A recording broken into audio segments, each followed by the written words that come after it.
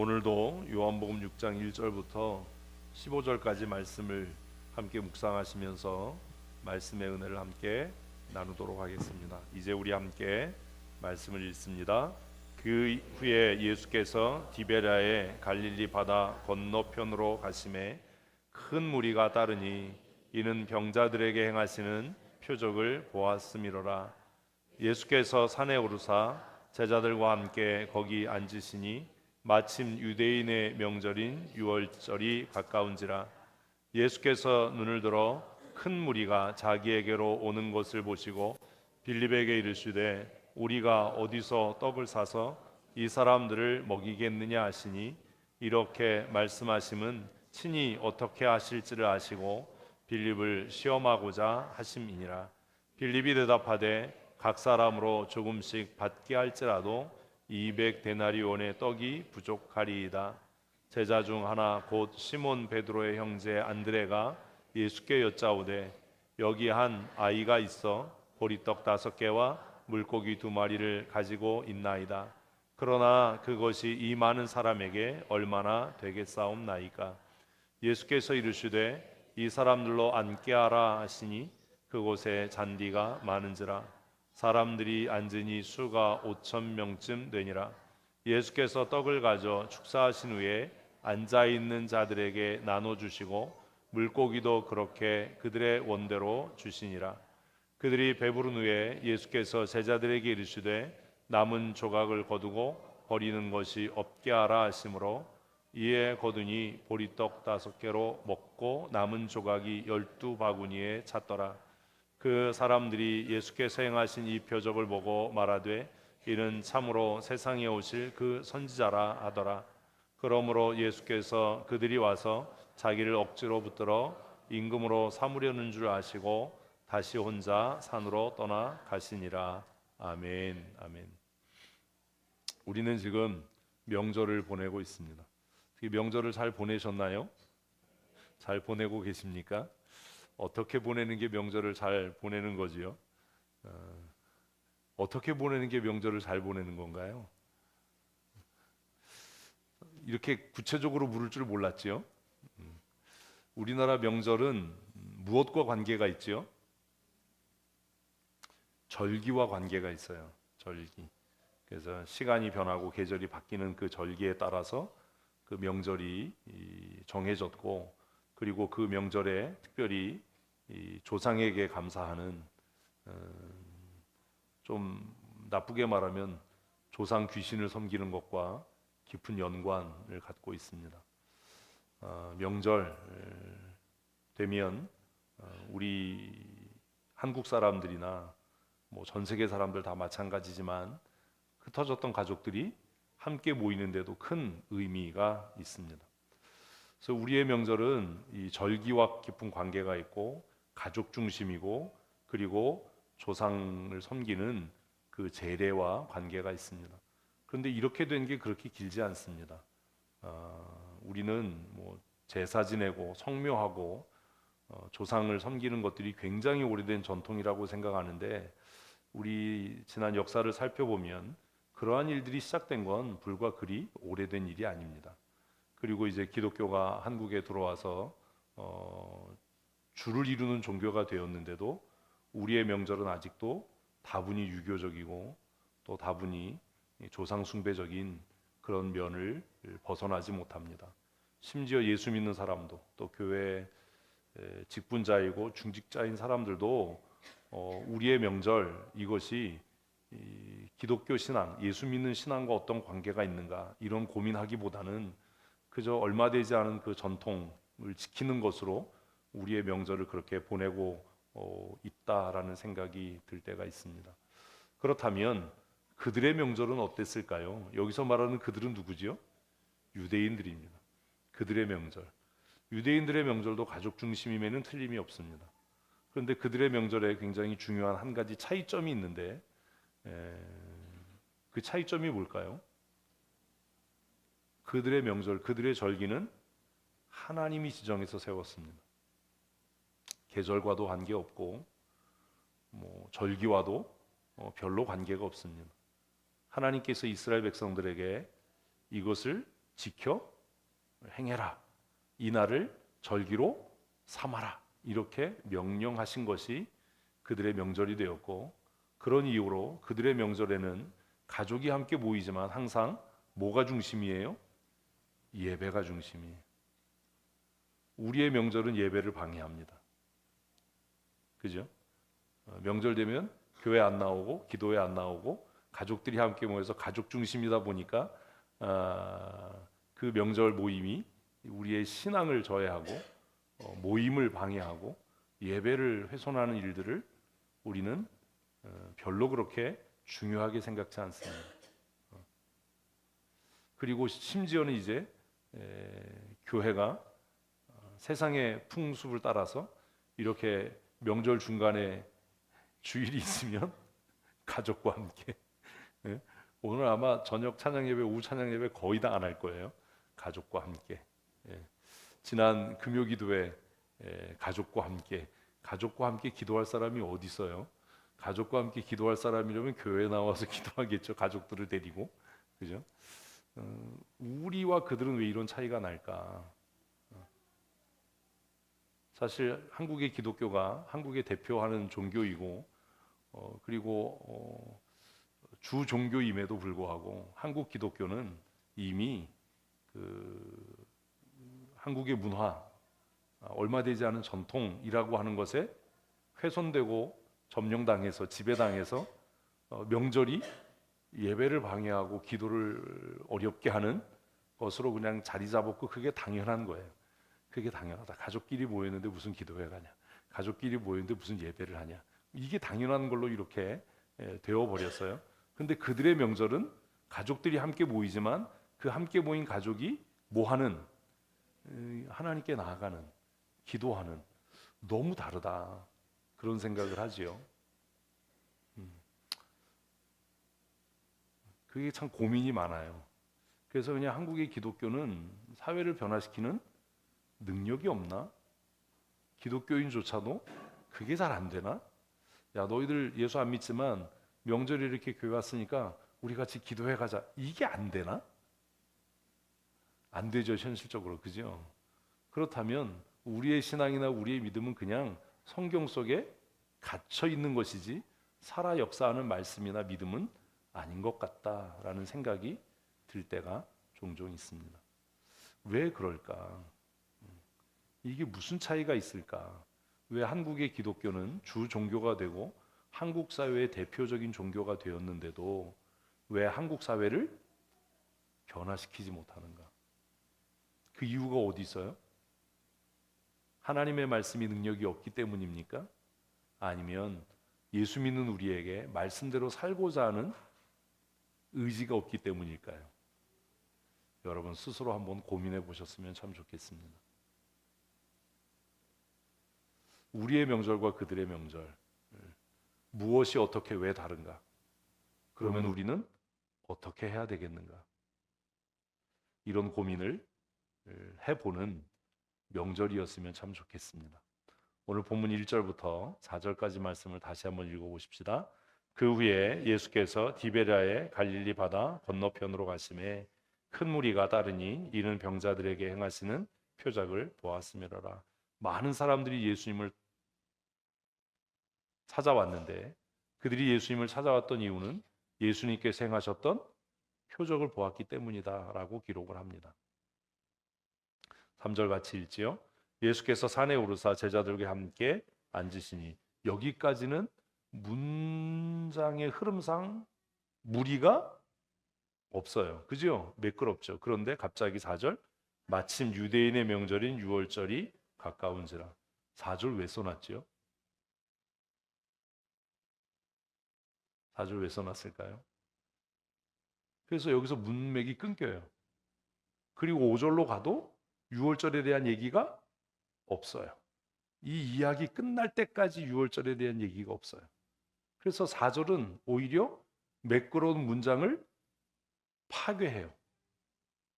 왜 이렇게 썼을까? 왜 4절이 들어갔을까? 그런 고민 안 하시나요? 4절이 없었으면 오히려 문장이 더 매끈했을 텐데. 우리가 이제 글을 쓸 때 초고를 쓰잖아요. 생각나는 대로 막 초고를 씁니다. 그 다음에 이제 읽으면서 다시 수정을 하지요. 그래서 수정할 때 가장 염두에 두는 게 뭐예요? 문장이 매끄럽게 연결되도록 하는 겁니다. 글을 안 쓰셔서 글을 안 쓰셔서 요즘에 또 글을 안 써서 애들 글 써놓은 거 보면 가관이잖아요. 진짜 글씨들을 못 쓰더라고요. 이거 안 써서. 그 멀쩡한 사람들이 와가지고 이렇게 동사무소 와가지고 뭐 신청서 쓰는 거 보면 야 진짜 막 앞으로는 그것도 없어지겠지만 왜 도대체 이렇게 썼을까? 그래서 많은 성경학자들이 사절을 빼버려야 된다라고 주장했던 적이 있었어요. 주경학자들이 문맥이 매끄럽지 않다. 삽입됐을 거다. 이렇게 주장하는 사람들이 적지 않았어요. 우리는 그냥 성경을 그냥 믿음으로 그냥 굳세게 믿고 읽으니까 고민이 안 되는데 성경을 연구하는 학자들은 사절이 삽입된 것 같아. 그러니까 사절을 빼는 게 문장이 훨씬 더 부드럽게 연결돼. 이렇게 주장했는데 그 주장이 일축되고 모든 성경의 사절이 요한복음에 들어간 이유가 뭐냐 하면 처음 요한복음이 쓰여진 원본은 없지만 그 원본이 필사되어진 모든 필사본에 뭐가 있는 거예요? 사절이 있는 거예요. 어떤 필사본에라도 사절이 누락됐다든지 어떤 반쯤 사본에는 사절이 있고 반쯤에는 없다든지 이러면 야 이거 잘못 쓴 거야. 이거 누가 후대에 써놓은 거야. 이래서 빼버릴 수도 있었을 텐데 성경학자들이 야 사절이 너무 어색해. 사절이 좀 뭔가 눈에 거슬려. 3절에서 그냥 5절로 이어지면 앉으시니 이렇게 해서 그냥 뒤로 넘어갔으면 더 부드러웠을 텐데 왜 갑자기 명절이 가까워 6월절이 가까워 이 얘기를 왜 썼어? 아무 의미도 없는데. 그리고 이 사건이 끝날 때까지 6월절에 대한 얘기가 안 나오는데 야 이거 빼버리자. 그래서 막 논의를 하고 빼려고 그랬었는데 요한복음이 번역되어진 모든 필사본에 기록되어진 모든 필사본에 사절이 있는 거예요. 그러니까 이거 어디에도 있었어? 원본에도 있었다. 그래서 못 뺀 거예요. 성경이 번역되고 할 때 정말 많은 사람들이 많은 고민을 합니다. 그러면 요한은 도대체 이 사건을 기록하면서 사절을 왜 썼을까요? 제가 여러 번 말씀드렸잖아요. 우리 큐티하고 성경 묵상하면서 가장 이상하고 어색하고 눈에 거슬리는 게 뭐다? 핵심이다, 주제다. 그러면 이 오병이어의 사건의 핵심은 뭐예요? 유월절인 거예요. 유월절. 이해되셨습니까? 이게 이제 글을 읽는 훈련을 하는 거예요. 이런 것들이 훈련되어야 글이 이해되기 시작해요. 그럼 요한은 무슨 얘기하고 싶었던 거예요?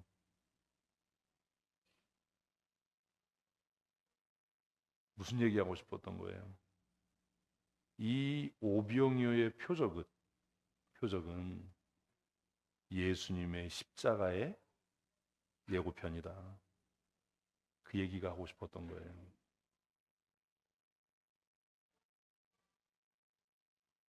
마태, 마가, 누가에는 없거든요. 요한복음에만 있어요. 응? 마침 때마침 유대인의 명절인 유월절이 가까웠다. 이렇게 쓰고 싶었던 건 아닐까요? 유대인의 명절인 유월절이 가까워서 예수님께서 어떻게 하실지를 결정하셨다. 그 뒤에 보면 예수께서 어떻게 하실 것을 미리 아시고 빌립을 시험하셨다라는 말씀이 있으니까 요한이 정말로 쓰고 싶었던 방식은 유월절이 되어서 예수님께서 어떻게 하실지를 결정하셨다. 그래서 이 오병이어의 표적은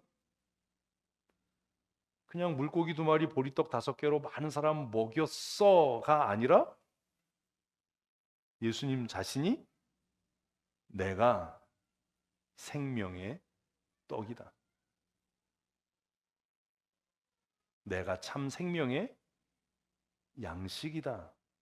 모든 사람을 살게 할 생명의 양식이다라는 것을 보이신 사건이다. 그걸 설명하고 있는 게 이 눈에 거슬리는 4절인 거예요.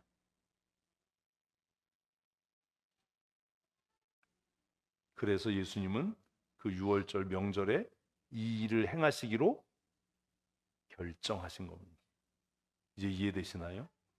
그래서 글을 읽을 때 물론 글을 못 쓰는 사람이 글을 쓰면 여기다 이렇게 빨간색으로 쫙 하고 요거 빼, 요건 좀 거슬려, 요건 좀 문장이 매끄럽지 않아, 좀 세련되지 않으니까 요거 빼, 이렇게 수정할 수 있지만 우리는 성경이 쓰여질 때, 성경이 필사될 때, 번역될 때 성령 하나님께서 역사하셨다라는 것을 믿습니다. 아멘. 그러니 불필요한 것들이 성경에 쓰여져 있을 가능성은 없습니다. 믿으시지요?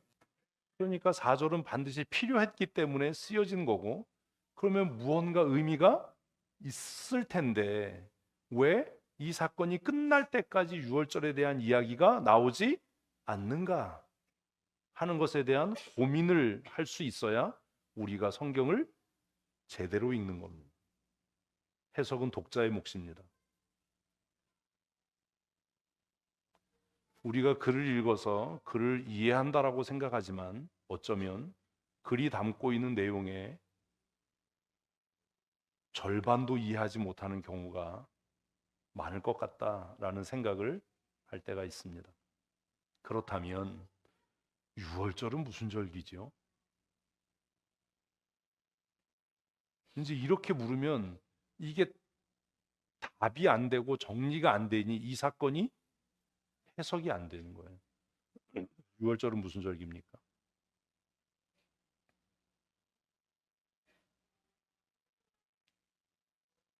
뭔가 이야기하고 싶은데 입에서만 맴돌고 괜히 이거 얘기했다가 틀리면 망신인데 이거 너무 기본적인 거라서 막 이런 갈등이 우리 안에 있는 정도가 아니라 충만하잖아요.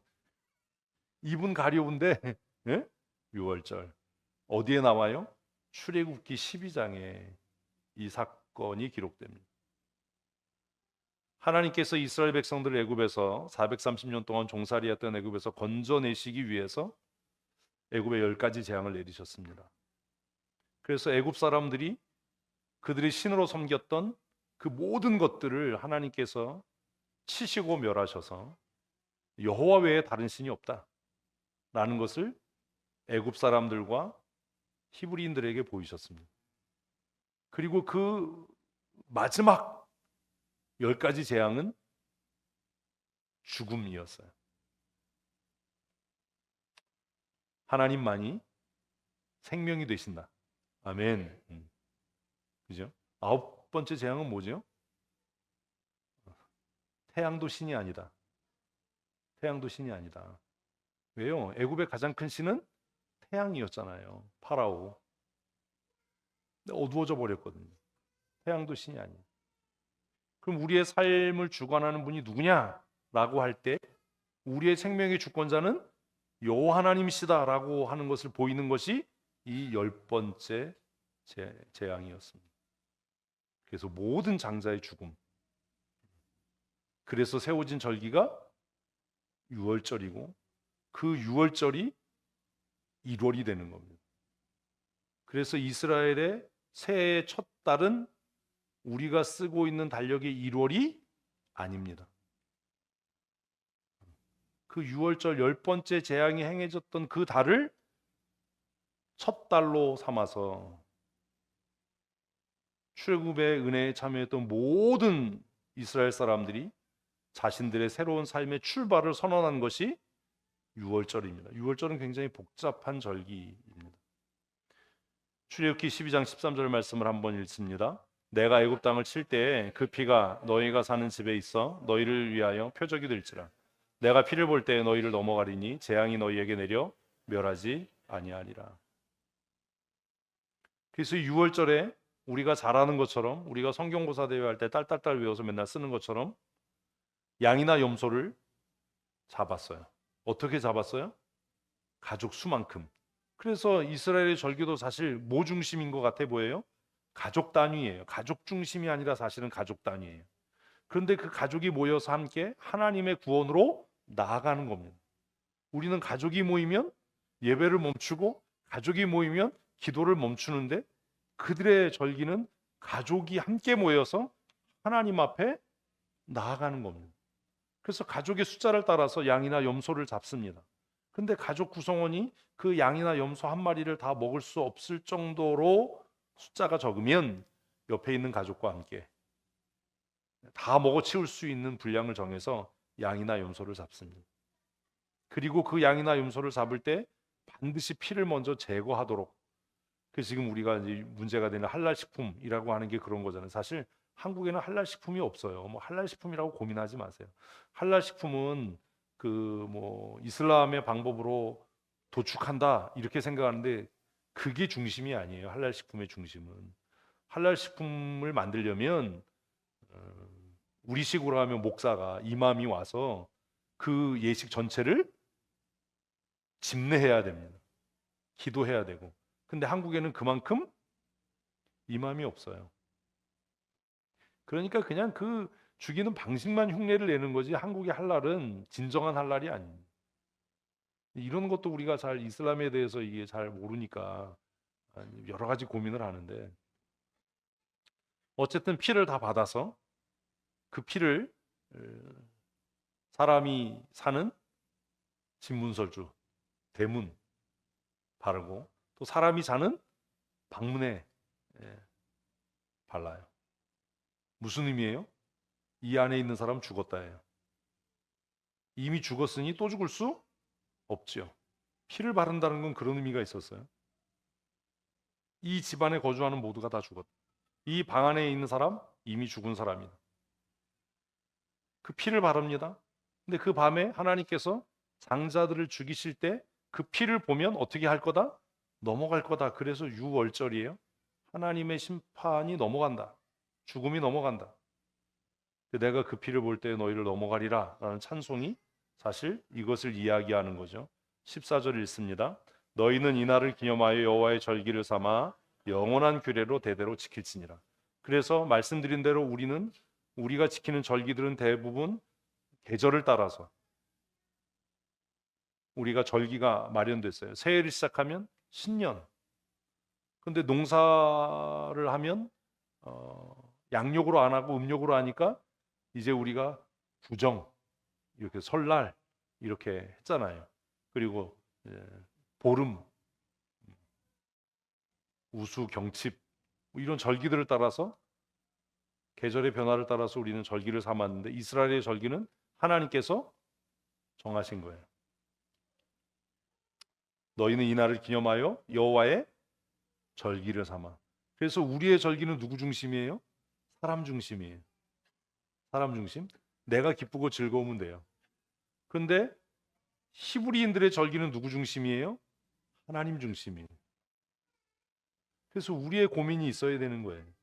내가 예수 믿는 사람이고 내가 믿음의 사람이고 하나님 나라를 소망하고 살아간다면 나의 절기가 우리의 절기가 우리 가정의 절기가 여전히 내 중심이고 우리 중심이고 사람 중심이어야 할지 아니면 하나님 중심으로 변화되어져야 할지를 우리가 고민해야 되는 거예요. 똑같이 추석을 지키고 똑같이 새해를 지키고 뭐 이런 절기들을 지키더라도 그것이 내 가족 중심, 내 중심, 내 만족, 내 쉼을 위한 절기에서 이제 무엇으로? 하나님 중심의 절기. 하나님께로 나아가는 그런 절기가 될 수 있도록 사실 많은 고민이 있어야 하는 겁니다. 한국 교회는 기껏 하는 것이 뭐냐면 가정 예배 순서지 그냥 소식지에 주보에 실어서 가족들 모이면 예배하세요. 이게 다인데 사실 그거 쉽지 않잖아요. 이런 고민이 사실 없는 거예요. 이런 고민을 새롭게 좀 해보셨으면 좋겠어요. 우리가 뭐 6월절을 지키고 성경의 절기를 따라서 감사주의를 지키고 이렇게 할 건 아니지만 그 근본되는 태도들이 어떻게 변해야 할까라고 하는 고민이 있어야 되겠죠. 그래서 하나님께서 이스라엘 백성들이 어떻게 하라고요? 영원한 규례로 대대히 지켜라라고 말씀하셨어요. 그럼 여기서 말하는 영원한 규례, 대대로 지킬 규례란 도대체 언제까지냐? 언제까지 유월절을 영원히 대대로 지켜야 되느냐라고 할 때 우리는 그냥 역사가 끝날 때까지 이렇게 생각하는데 성경은 그렇게 이야기하지 않는다라는 겁니다. 언제까지가 영원한 거예요? 새로운 것이 시작될 때까지. 이것이 완성될 때까지. 근데 이것이 어떻게 완성되고 이것이 어떻게 새로워질지는 아무도 모르는 거예요. 그죠? 어쨌든 무엇이 오면, 새 것이 오면, 그것이 어떻게 되면, 완성되면 그것은 폐하여지는 겁니다. 그 새로운 것이 올 때까지, 그것이 완성될 때까지 어떻게 해라? 멈추지 말고 그것을 지켜라. 이렇게 말씀하신 거죠. 그런데 지금 예수님께서는 뭘 예고하고 있는 거예요? 이 벳사다 광야에서 새 것이 오고 있다.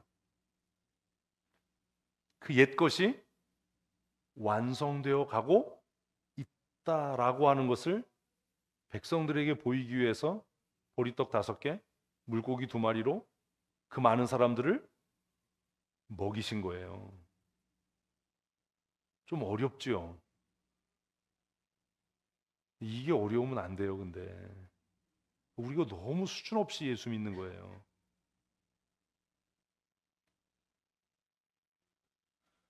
그러니까 벳세다 광야의 사건은 그냥 예수님이 하나님이셔서 보리떡 5개, 물고기 2마리로 남자만 5천 명 먹였대. 그러니까 우리가 우리의 모든 기도 제목, 우리의 모든 염려를 주님께 맡기면 차고 넘치는 은혜를 주실 거야. 이런 수준의 이야기가 전부는 아닌 겁니다.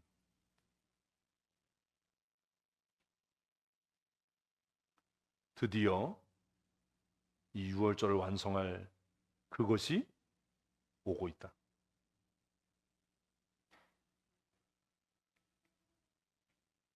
그걸 예수님은 광야의 식탁을 통해 보이신 겁니다. 어려워도 정신 차리고 들으셔야 됩니다. 졸지 마시고. 쉬니까 더 피곤하죠? 응? 계속 쉬고 싶고. 예? 휴일을 없애버려야 돼 그냥 아주. 쉬면 더 피곤해 아주. 아니 뭐 지금 이틀 쉬고 온 사람들이 왜 이렇게 그냥. 예수님께서 행하신 일이 뭐예요?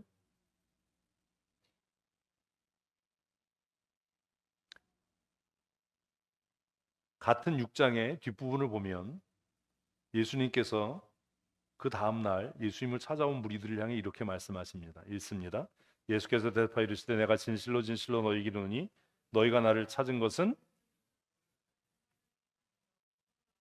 뭘 본 까닭이 아니고 표적을 본 까닭이 아니라. 무슨 표적을 보이셨어요? 여기서 또 이제 물고기 2마리 보리떡 5개 이러면 있지. 무슨 표적을 보이셨어요?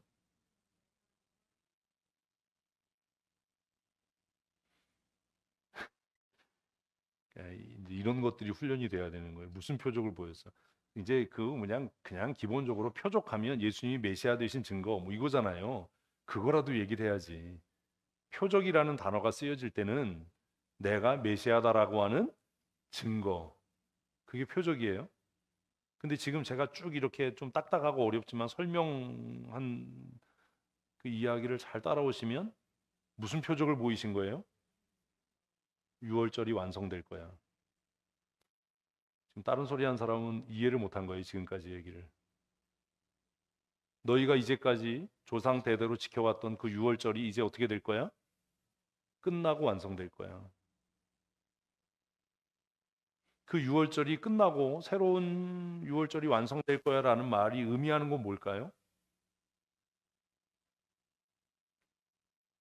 제가 여러분들을 확실히 너무 과대평가하고 사나 봐요.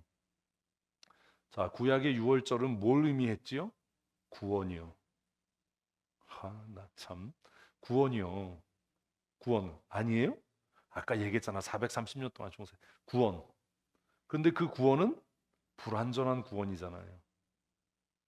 그 구원이 완전했다면 이스라엘 백성들이 가나안에 들어가서 다시 미디안의 블레셋의 압제를 당하지 말았어야죠. 네? 근데 그들은 애굽에서 나와서 광야를 거쳐서 가나안에 들어갑니다. 그런데 그 가나안에 들어가서 그 약속의 땅에서 다시 포로가 되고 종살이하고 압제를 당해요. 아, 그러면 이 6월절의 구원이 뭐가 아니었던 거예요?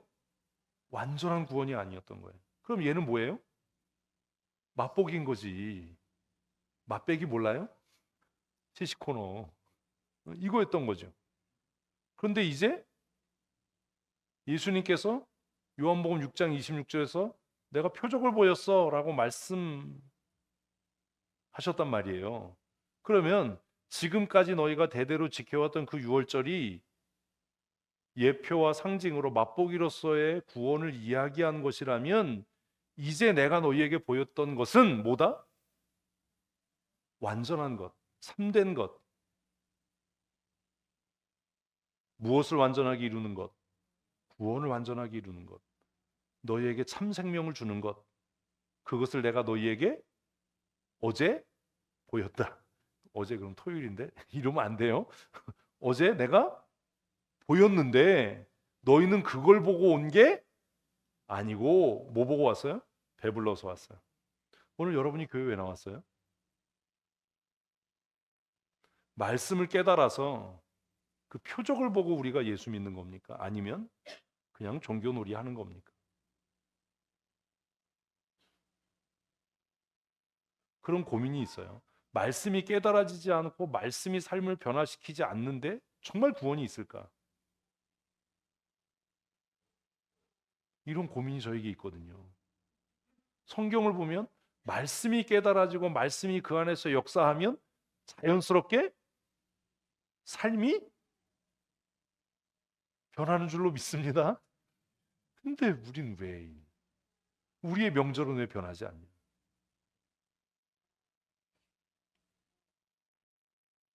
이 고민해야 되는 거예요. 어떻게 변해야 될까?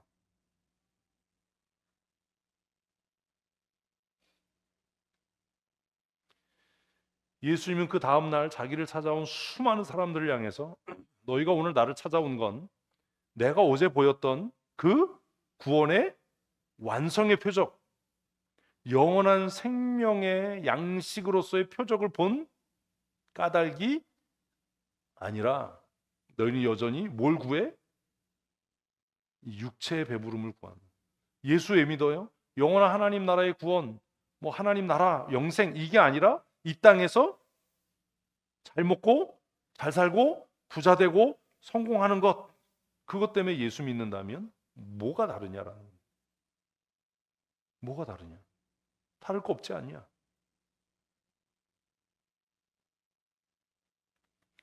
예수님은 벳세다 광야 사건을 통해서 특별히 요한은 복음서를 쓰면서 마침 유대인의 명절인 유월절이 가까운지라라고 껄끄러운 사절을 써놔서 예수님께서 벳세다 광야에서 행하셨던 것은 그냥 배고픈 사람에 대한 동정, 우리의 필요에 관심 있으시고 우리의 필요를 채우시는 하나님이 아니라 그것을 넘어서서 무엇으로 오신 생명의 양식으로 오신 참 구원으로 오신 예수 그리스도를 증거하고 있는 겁니다. 예수님은 유월절의 완성이시다. 아멘.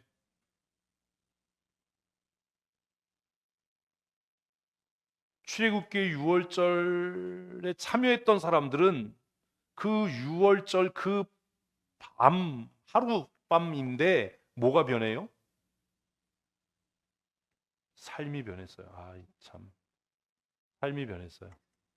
이 길게 설명하면 너무 시간이 오래 걸리고 지난주 같은 사건이 생기고 짧게 하면 이해를 못 하시는 것 같고 이걸 어떻게 해야 될지 제가 잘 모르겠어요. 그 밤이 있기 전까지는 이스라엘 사람들은 뭐였어요? 노예였어요. 종이었어요. 하루하루 생명을 연장하는 데 의미와 목적을 두고 살았던 사람들이에요. 하나님과 단절된 삶을 살았던 사람들이에요. 그런데 그 밤, 무슨 밤? 고요한 밤, 거룩한 밤이 아니고 6월절 그 밤, 그 밤이 지나고 나서 그 밤에 무교병과 쓴나물을 먹고 양과 염소의 고기를 먹고 난 그 밤에 해가 떠오를 무렵에 그 6월절에 참여했던 사람들은 뭐가 됐어요? 새로운 사람이 됐어요. 뭐가 변했어요? 신분이 변했어요. 삶이 변했어요. 다시 묻습니다. 여러분, 무슨 삶이 변했습니까? 무슨 태도가 달라졌습니까?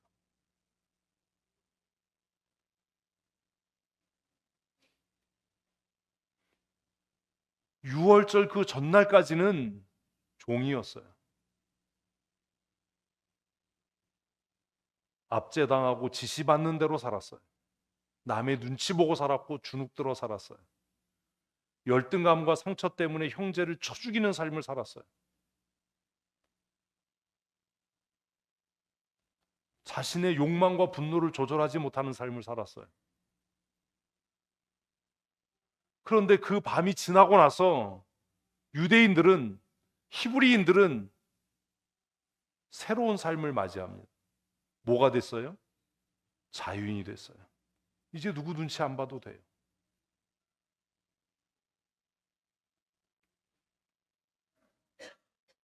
억지로 노역하지 않아도 돼요. 목적 없는 삶을 살았어요.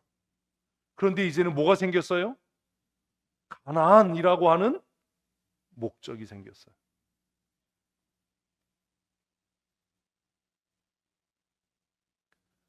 6월절 그 밤 이전에는 하나님을 찬미하지 못하는 삶을 살았어요. 예배할 수 없는 삶을 살았어요. 그런데 6월절 그 밤이 지나고 나서 그들은 소고 추고 춤추며 하나님을 찬양하는 삶을 살았어요. 그 하룻밤이었지만 그 밤은 그들의 삶 전체를 변화시키고 바꾸어 놓았어요.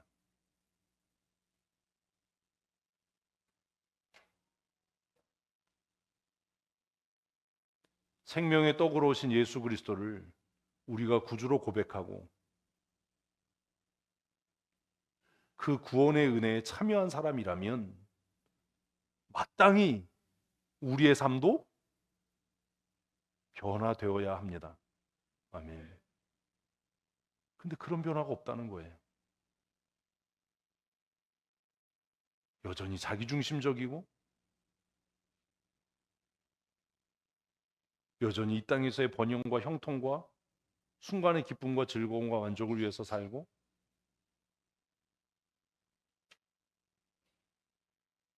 썩어질 것들에 소망을 두고 사는 삶을 살아간다면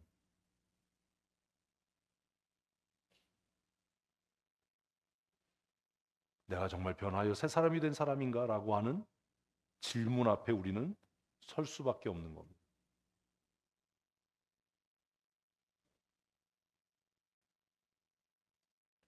예수님께서는 벳세다 광야의 사건을 통해서 내가 너희의 필요를 채우는 요술램프야. 내게로 오면 너희의 모든 배고픔이 해결되고 너희의 모든 삶의 문제가 해결돼. 이 말씀을 하신 것이 아닙니다. 내가 참 생명의 양식이다. 누구든지 내게로 오면 변하여 새로운 삶을 살게 될 것이다. 아멘. 그런데 그 다음 날이 됐는데도 그들은 변하지 않았어요.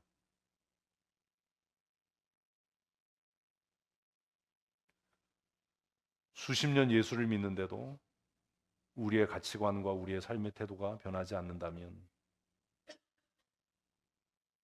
어쩌면 우리는 예수와 아무 관계없는 사람인지도 모릅니다.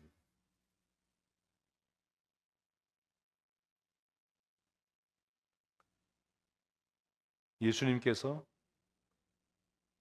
내 살을 먹고 누구든지 내 피를 마시지 않는 자는 영생에 이를 수 없다 라고 말씀하셨을 때 예수님을 따라왔던 그 수많은 사람들, 어제 남자만 5천 명이었으니까 오늘은 더 많았겠죠. 그들이 한결같이 다 돌아갔습니다.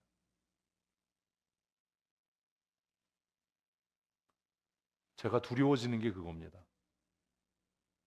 한국교회 예배당을 채우고 있는 수많은 성도들, 예수님이 재림하시는 날에 그들 거의 대부분은 다 돌아갈 겁니다.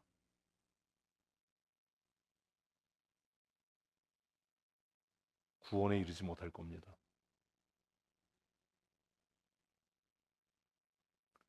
그때 예수님께서 돌이켜서 제자들에게 묻습니다. 너희도 가려느냐? 너희도 가려느냐? 우리가 너무나 잘 아는 베드로의 대답 알지 않습니까? 뭐라고요? 영생의 말씀이 주님께 있는데 우리가 누구에게로 가겠습니까?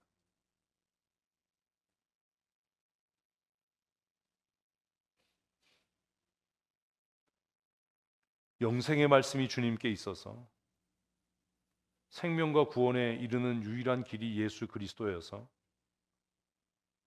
예수 믿는 사람이었으면 좋겠습니다.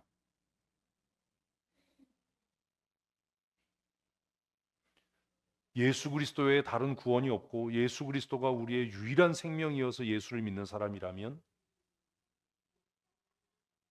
말씀이 그의 삶을 변화시킬 겁니다.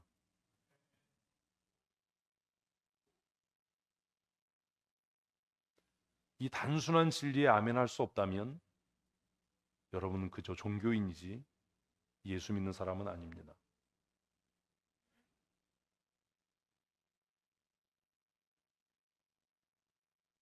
명절에 지금 우리는 명절의 한 복판을 지나고 있습니다. 오늘은 국군의 날이고 대체공휴일이고 그죠? 내일도 대체공휴일이고 10월 3일은 개천절이고 얼마나 할렐루야예요 지난주부터. 그래서 그런 생각을 했을 거예요. 주일만 없으면 그냥 내가 해외여행을 가든지 아주 그냥 응? 왜 이 연휴에 예배당에 나오셨습니까? 제가 금요일 날 그랬거든요. 기대를 갖고 나왔어요. 무슨 기대? 안 올 것이다라는 기대. 박 목사님 들으셨잖아요. 그죠? 안 올 것이라는 기대를 역시 기대를 저버리지 않는다. 예. 역시 기대에 부응한다. 그래서 생각해 봤어요. 아, 이런 금요일에는 좀 기도에 쉬면 안 되나? 제가 저한테. 이런 주일에는 오후 예배, 찬양 예배 안 하면 안 되나? 그런데 우리가 이 벳세다 광야의 말씀을 묵상하고 정말 생명의 떡으로 신 예수 그리스도로 말미암아 우리의 삶이 변화된 사람이라면 그런 고민 자체가 불가능하다라는 거예요. 명절에 여러분은 무슨 생각을 하십니까? 명절을 어떻게 보내시기를 원하십니까? 이 명절이 우리에게 어떤 의미입니까? 지난주에 다음 주 설교가 명절이라고 했을 때 예? 기분이 어떠셨어요? 이럴 줄 몰랐지요.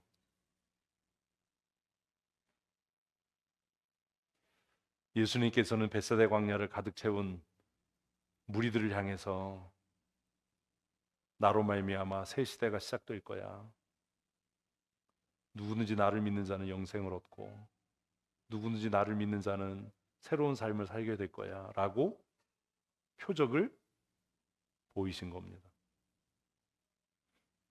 그러나 그 벳세다 광야에서 예수님이 떼어주시는 떡과 물고기를 먹은 자들도 변하여 새 사람이 되지는 못했습니다. 사랑하는 성도 여러분, 저는 우리 교회가 수많은 사람들로 가득 채워지기를 바라지 않습니다. 말씀과 아무런 관계없이 살아가는 사람들이 자신의 헌신과 자신의 행위를 자랑하는 그런 교회가 되기를 원하지 않습니다. 비록 적은 숫자가 모여서 함께 예배하더라도 인류의 역사의 방향을 바꿔놓았던 성령 충만했던 120명의 제자들처럼 벳세다 광야를 메웠던 수만 명의 사람에 비하면 얼마나 소수입니까? 말씀이 삶을 변화시키고 그 말씀을 붙잡고 살아가는 그런 믿음의 사람들이 모이는 교회였으면 참 좋겠습니다. 쉽지 않을 겁니다. 그러나 고민하셔야 합니다. 예수 그리스도가 내 영원한 삶의 양식이요 영원한 생명의 떡으로 오신 분이심을 믿는다면 이제는 우리의 삶이 누구로 인한 삶? 부모로 인한 삶이 아니라 명절 되면 뭐 부모님이 계셔서 내가 이 세상에 존재해요. 그래서 벌초하고 제사상 차리고 부모님의 이런 더 이상 이런 삶이 아니라 누구로 인한 삶? 예수 그리스도로 말미암은 삶. 아멘이십니까? 누구를 위한 삶? 내 자식을 위한 삶이 아니라 아이고 내 새끼, 아이고 내 자식. 이게 아니라 누구를 위한 삶? 그리스도를 위한 삶. 살아가야 하지 않겠습니까? 이러한 삶을 사는 자가 생명의 떡으로 오신 예수 그리스도를 먹고 마시며 살아가는 삶일 겁니다. 화요일까지 우리는 명절 연휴를 보내고 있습니다. 이 명절에 한번 고민해 보십시오. 나는 무엇으로 살고 있는가? 무엇을 위해 살아가는가?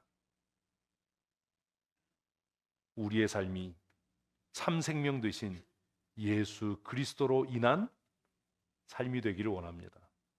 그리고 누구를 위한 삶? 예수를 위한 삶. 이게 순교자들의 삶이었어요. 우리가 아무 생각 없이 부르는 나의 나 된 것은 오로지 주의 은혜다라고 고백하는 찬양의 가사가 그것 아닙니까? 베드로가 야고보가 요한이 안드레와 빌립과 수많은 교부들과 신앙의 선조들이 예수로 인해 살았고 예수를 위해 사는 삶을 살았던 사람들입니다. 왜 그들의 삶이 그렇게 변했습니까? 생명의 양식 되신 예수 그리스도를 만났기 때문 아닙니까? 우리 춘천성도교회가 그냥 종교 행위를 하는 교회가 아니라 영원한 생명의 양식 되신 예수 그리스도를 만나고 경험하고 예수 그리스도로 말미암아 변화되어진 삶을 살고 예수 그리스도를 위해 살아가는 거룩한 하나님의 사람들의 믿음의 공동체가 될 줄로 믿습니다. 명절 마지막 연휴 행복하고 즐겁게 잘 보내시면서 말씀을 묵상하는 일과 기도하는 일을 멈추지 마시고 가족들이 함께 모였을 때 함께 하나님 앞에 나아가는 하나님의 은혜를 사모하는 우리가 늘 기도하는 대로 우리 모든 성도들의 가정이 믿음의 명문이 되는 복된 가정 될 줄로 믿습니다. 우리 시간 함께 기도할 때 하나님 예수로 인하여 살게 하시고 예수를 위해 사는 삶 살아가게 하여 주시옵소서. 우리 함께 기도하시겠습니다.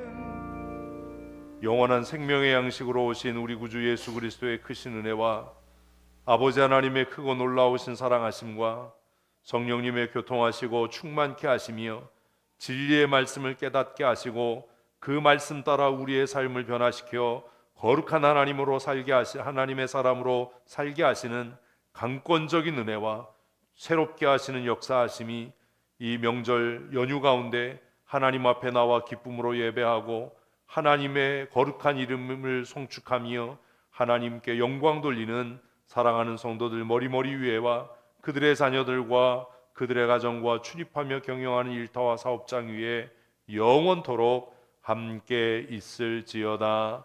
아멘.